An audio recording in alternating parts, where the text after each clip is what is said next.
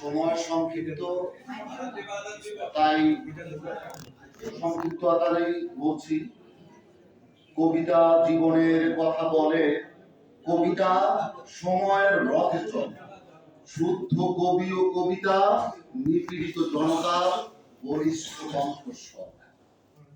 যেতে নাকি দিব হায়, তবু যেতে দিতে হয়, তবু চলে যায়।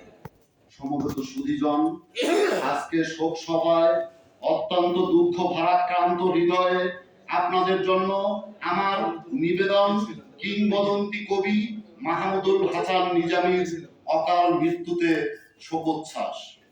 কলমে ও আবৃত্তিতে গোলাম ফেরদৌস মনির।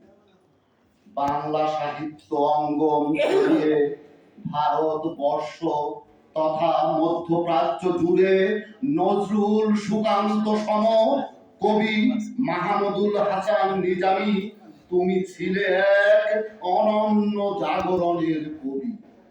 আজও আজকে তুমি আত্মায় মিশে, হে গুণী, তোমার লেখনী ছিল চির দুর্বার, সদা অন্যায়ের বিরুদ্ধে সোচ্চার। তোমার মতো বহু ভাষায় পারদর্শী শুদ্ধ কবি সচরাচর খুঁজে পাই না যে আর। সদালাপি ছিলে, ছিলে বিনয়ী, তুমি ছিলে নিরহংকারী এক নিবেদিত প্রাণ।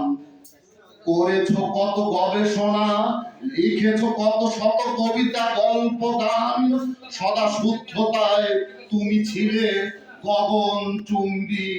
কবি নিজামী, তিনি তো মানবতার অপর নাম। আমরা অভাগা বিধায় জীবিত থাকতে কোন গুণীজনকে দিতে পারি না যথার্থ দাম। এ প্রজন্মের কবি লেখক গণের তরে উদাত্ত আহ্বান, আসুন আমরা শুদ্ধ করণ যোদ্ধা হিসেবে সমাজের প্রতিটি নৈরাজ্যের বিরুদ্ধে সাধ্য মতো রুখে দাঁড়াই।